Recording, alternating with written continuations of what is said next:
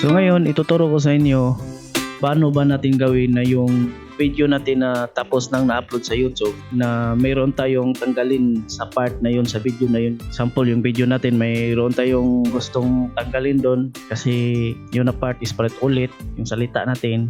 So yun na part na yun is pwede natin yung tanggalin gamit lang ang YouTube video editor na matanggal natin yun na part na ang resulta same date pa rin kung kailan na-upload yung video natin sa YouTube, na hindi na kailangan i-download natin yung video tapos i-re-edit sa video editing software tapos i-re-upload, hindi na kailangan. So yung video na tapos na natin na-upload sa YouTube, i-re-edit lang natin yun gamit lang ang YouTube nga website mismo. So ang video nito is nasa 45 minutes and 38 seconds. So click natin yan. So ang gagawin natin dito, ganito lang para meron tayong matanggal na part sa video na ito. So punta tayo dito sa editor.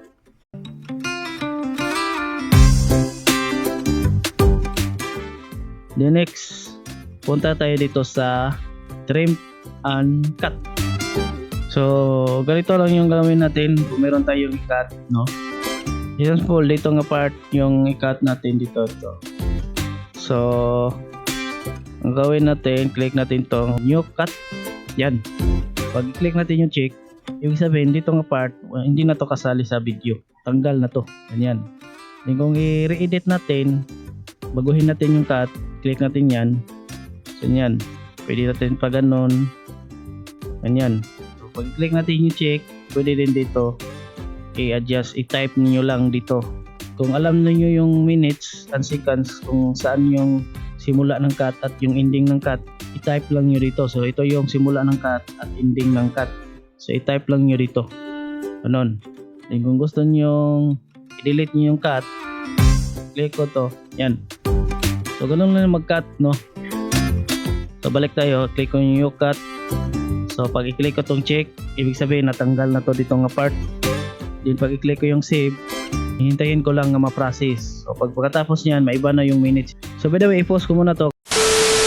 Okay, right, I'm back. So ito yung cut na ginawa ko. Meron akong cut 1, cut 2. So dito sa cut 1, sa 9 minutes 17 seconds to 9:39 seconds cut yan. Then sa cut 2, 10 minutes and 46 seconds and 11 minutes and 21 seconds. So cut yan. So ito yun, no? So, yan yung cut. So tandaan natin yung minutes niya is 45 minutes and 38 seconds. So pag i-save ko na to, mabago na ito yung time niya. So try kong i-save. Save ko na para matanggal na yun. So i-confirm change ko na to. Yan. So yan, nagpa-process na yan. Then hindi ko na ipakita sa inyo nga tapos na siyang ma-process. Basta kung matapos na siyang ma-process, matanggal na yung mga part na tinanggal ko at mabago na yung minutes kasi meron ng part na tinanggal. Then based my experience sa pagkat ng video gamit itong YouTube mismo na website, hindi maiwasan na hindi maayos yung cut niya.